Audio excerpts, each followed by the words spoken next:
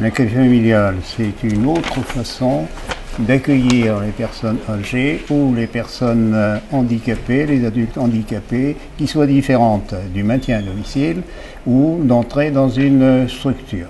Cette forme d'accueil n'est pas suffisamment développée dans le département et nous tenons à la faire un peu plus connaître. C'est-à-dire que toute personne adulte en situation de handicap, toute personne âgée peut être accueillie par une famille dans laquelle elle sera un peu comme chez elle, tout en n'étant pas chez elle et en vivant avec une famille qui sera rémunérée pour l'accueillir de cette façon-là.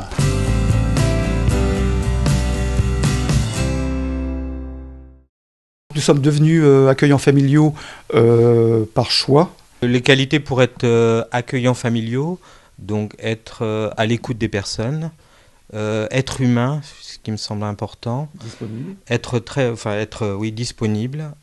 Inconvénient, les inconvénients, justement, c'est la disponibilité de tous les jours, 24 heures sur 24. Voilà, ils font partie de la famille, ils sont là tous les deux, ils vivent leur vie. Il y a Christian le matin qui fait son jardin, donc on s'en occupe pas, il vit sa vie. Xavier, lui, il a des activités à l'extérieur. Bon, ma foi, on n'est pas derrière son dos comme un gamin, quoi.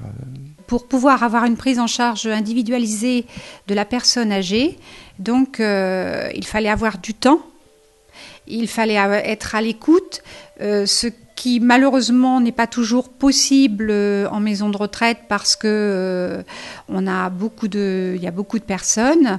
Et donc c'est pour ça que je me suis posé la question de la prise en charge de la personne âgée d'une autre manière. Je suis entrée en contact avec le Conseil général qui m'a donc orientée vers des familles qui déjà accueillaient des personnes. Et voilà, c'est comme ça que j'ai découvert le métier.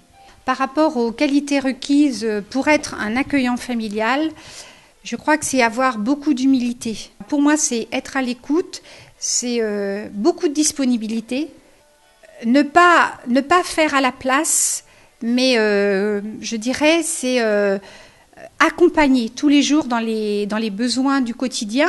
On peut prendre des vacances. On peut prendre des week-ends, puisque donc nous avons la possibilité d'avoir une remplaçante que j'ai choisie. C'est vrai que c'est un projet familial, parce que moi, c'est vrai, je savais de quoi ce qui m'attendait, mais c'est vrai que pour mon mari, c'était pas forcément facile, parce que moi, je l'embarquais dans mon projet professionnel. Mais lui, il a répondu présent tout de suite parce que lui, justement, il connaissait bien les personnes âgées.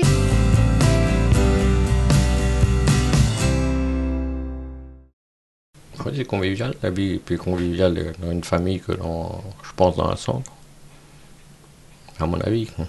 J'ai connu la famille d'accueil par bouche à oreille, par une nièce également, qui a vu ça sur Internet. Donc la famille d'accueil, pour moi, c'est une qualité de vie de la personne accueillie. L'ambiance familiale, la convivialité aussi. Les activités, elle tricote.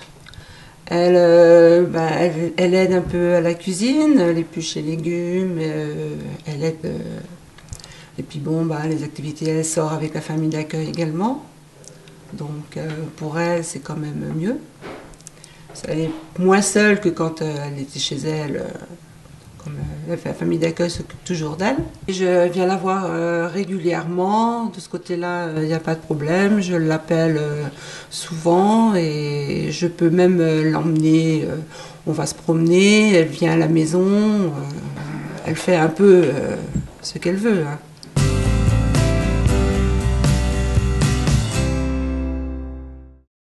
Pour devenir accueillant familial, le candidat à l'agrément formule une demande auprès de la Maison départementale de l'autonomie.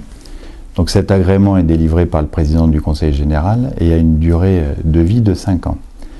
Auparavant, une instruction administrative est engagée.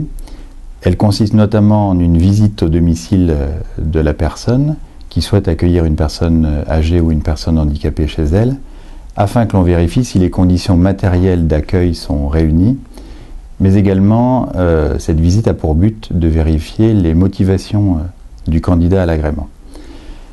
Nous accompagnons les personnes qui ont obtenu l'agrément tout au long de l'exercice de leurs fonctions, par le biais notamment de la formation. Donc nous avons engagé il y a quelques années un certain nombre de sessions de formation dont l'objectif est de professionnaliser cette fonction.